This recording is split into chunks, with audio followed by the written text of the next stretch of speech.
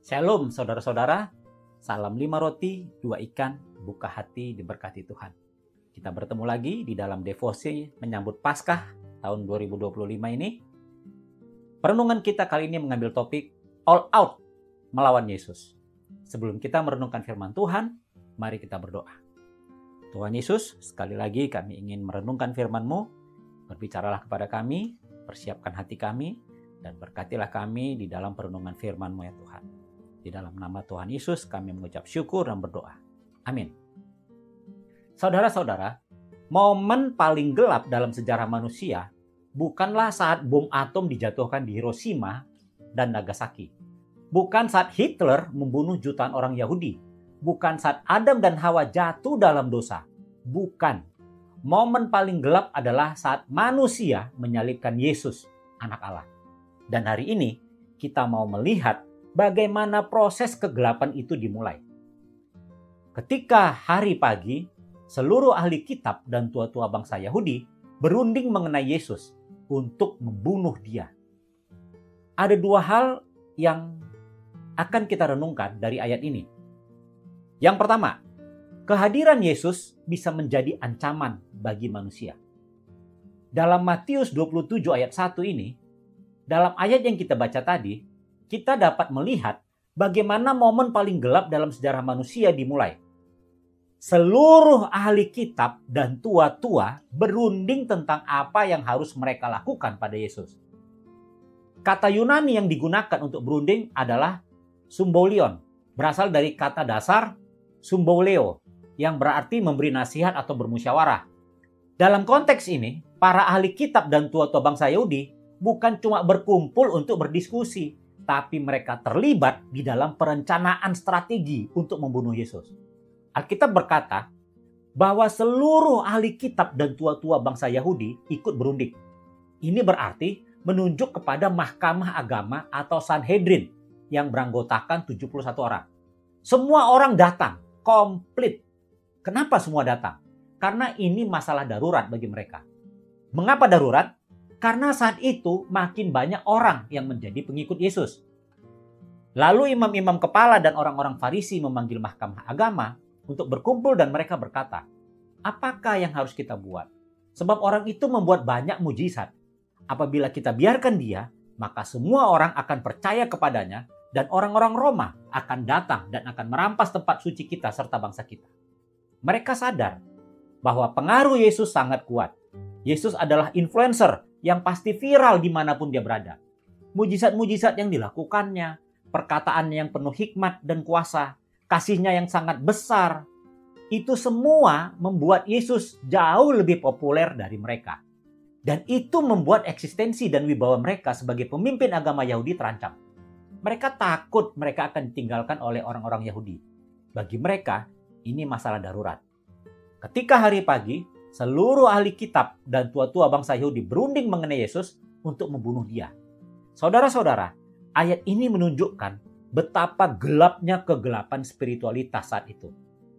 Para tokoh agama yang seharusnya all out mengajak manusia untuk mencintai Allah, justru all out untuk membunuhnya. Mereka bukan cuma berkumpul, tapi mereka berkolaborasi dengan sepenuh hati. Mereka mengerahkan seluruh akal pikiran mereka, menyusun strategi bagaimana untuk membunuh Yesus. Mereka menggunakan semua cara, tipu muslihat, saksi palsu. Mereka rela juga mengeluarkan dana. Semuanya demi membunuh Yesus. Mereka merencanakan tuduhan-tuduhan palsu untuk Yesus. Mereka membayar para saksi palsu untuk menuduh Yesus. Mereka tidak takut memanipulasi fakta demi membunuh Yesus. Saudara-saudara lihat kan? Mereka benar-benar all out untuk membunuh Yesus. Saudara-saudara, pesan Tuhan yang pertama bagi kita melalui ayat ini adalah manusia yang merasa terancam oleh kehadiran Yesus bisa all out untuk melawannya. Mari kita pikirkan sejenak. Apakah kehadiran Yesus menjadi ancaman bagi kita? Jika kita menjawab ya, maka itu berarti kita pasti sedang tenggelam di dalam dosa-dosa kita. Mari kita periksa diri kita saat ini. Apakah Yesus menjadi ancaman bagi perilaku kita yang berdosa? Ancaman bagi dosa-dosa dalam bisnis kita? Ancaman bagi dosa-dosa dalam karir, dalam studi kita? Apakah firman-Nya di dalam Alkitab membuat kita merasa malu membuat kita merasa bersalah saat kita menjalankan proyek, saat menjalankan perusahaan dan memberikan gaji pada karyawan? Mari kita periksa diri kita. Apakah kita merasa terancam saat Allah memanggil kita untuk mengikut Dia, untuk melayaninya? Atau mungkin ada seseorang di antara kita yang merasa terancam karirnya ketika Allah memanggil dia untuk menjadi hamba Tuhan full time? Saudara-saudara, jika kita merasa gelisah dan merasa terancam dengan kehadiran Yesus, maka itu pertanda bahwa kita sedang berkubang dalam dosa.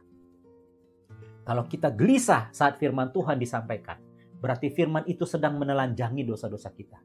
Tapi jika memang kita gelisah dan merasa tidak nyaman, justru seharusnya kita bersyukur. Karena itu berarti Roh Kudus masih bekerja. Roh Kudus masih berbicara di dalam hati kita. Jika hati kita gelisah, jangan matikan suara itu. Tapi taatilah, bertobatlah. Bukannya seperti mahkamah agama yang all out melawan Yesus. Yang kedua, Allah begitu all out di dalam menyelamatkan manusia. Kontras dengan manusia berdosa yang begitu all out dalam melawan Yesus, Allah justru all out di dalam menyelamatkan kita orang berdosa. Saat Allah memberikan anaknya yang tunggal untuk mati di kayu salib, maka itu adalah tindakan terbesar yang bisa dilakukan Allah bagi dunia ini. Itu adalah karya paling maksimal yang bisa dilakukan Allah. Tidak ada lagi yang bisa melebihi itu. Kalau saudara bertanya, apa tindakan terbesar yang bisa dilakukan Allah yang maha kuasa itu? Maka itu adalah memberikan anaknya yang tunggal untuk mati di kayu salib. Itu sudah maksimal, sudah maksi, nggak bisa lagi lebih dari itu. Saudara-saudara, di sini kita bisa melihat kontras yang luar biasa antara Allah yang Maha Kudus dengan manusia yang berdosa. Di dalam kasih-Nya, Allah all out untuk menyelamatkan manusia. Tapi di pihak lain, manusia berdosa begitu all out untuk melawan Allah. Sekarang coba pikirkan sendiri, saudara ada di pihak yang mana? Orang yang all out melawan Allah dengan jalan tidak mau percaya kepada Yesus, atau orang-orang yang menerima kasih Allah dengan menerima Yesus di dalam hatimu? Satu hal lagi saudara-saudara, mari kita renungkan.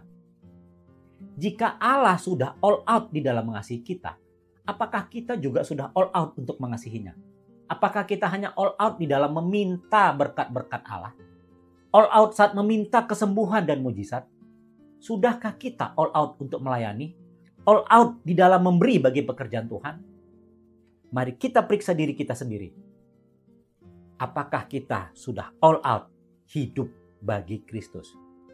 Kiranya ini bisa menjadi perenungan kita bersama. Mari kita berdoa. Terima kasih untuk firman-Mu Tuhan Yesus.